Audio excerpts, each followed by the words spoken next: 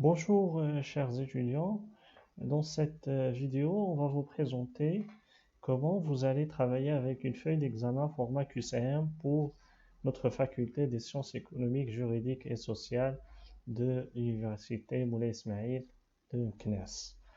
Dans la feuille de l'examen format QCM, comment on va traiter les informations personnelles et comment nous allons la remplir. Quand vous allez constater, votre feuille d'examen se présente de la façon suivante. Ça, c'est la zone où vous remplissez vos informations personnelles. Après, il y aura la zone des questions et des réponses. Dans la zone dans laquelle vous remplissez vos informations personnelles, donc là, il est composé d'un certain élément. L'élément en haut, ça c'est un codage qui est relatif à votre feuille d'examen. Donc, ce n'est pas la peine de s'amuser à le remplir avec votre stylo, etc. Donc, ne l'utilisez pas, laissez-le tel qu'elle est pour qu'il soit reconnu au niveau de la machine lors de la correction. Ici, vous avez vos informations personnelles que vous allez remplir. Vous allez mettre votre nom et votre prénom. Vous notez également votre code MASAL. Et n'oubliez pas de remplir l'amphi ou la salle dans laquelle vous êtes présent et votre numéro d'examen, c'est très important. Quand vous mentionnez toutes ces informations, vous allez constater que vous avez une zone sur votre gauche qui est remplie de carreaux avec des chiffres. Vous avez 10 lignes avec 10 colonnes qui allaient de 0 jusqu'à 9 pour l'ensemble des éléments. Donc c'est une zone dans laquelle vous allez coder votre code MASAR ou bien votre CNE. Donc si vous avez un code MASAR présenté de cette façon, comment vous allez le remplir? Donc vous allez noircir les éléments de cette colonne. Donc commençons par la première lettre que vous avez. Quelle que soit la lettre que vous avez, vous allez remplir le carreau 0 en premier. Vous allez le noircir de cette façon. Donc vous le remplissez entièrement. Vous avez ici, il est mentionné, il ne faut pas mettre sous forme d'une croix, ou bien d'un X, ou bien d'un point. Vous remplissez le carreau entièrement.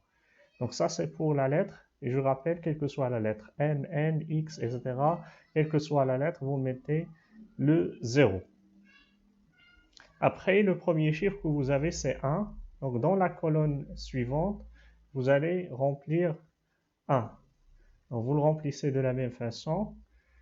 Et quand vous allez le constater, vous ne remplissez pas sur la même colonne deux éléments différents. Donc, vous remplissez un seul élément. Après, vous avez le chiffre 3. Donc, on noircit dans la colonne suivante l'élément 3. Après, vous remplissez le chiffre 2 ici. Juste après, il y a le chiffre 3. Encore une fois, dans la colonne suivante, je remplis 3. Je respecte toujours la même réglementation.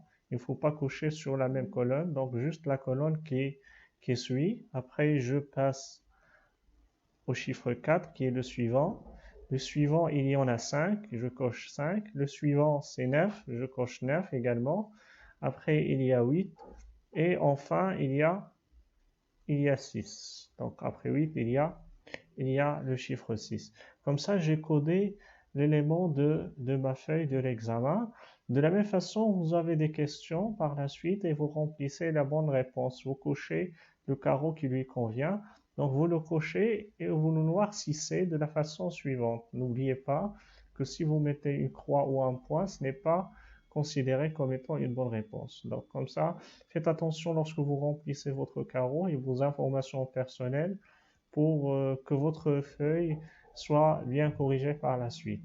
Donc, il faut noter également que pour les étudiants étrangers, vous l'avez également mentionné ici, pour les étudiants étrangers de nationalité étrangère, ils n'ont pas un code MASA, mais ils ont leur propre code dans lequel il y a les lettres suivantes ETR. Donc, dans leur code où il y a ETR, ETR doit être remplacé en cochant les chiffres 9, 9 et 9. Donc, toutes les lettres, elles sont elles sont remplacées par les chiffres 9. Je vous remercie pour votre attention et bon courage pour votre examen.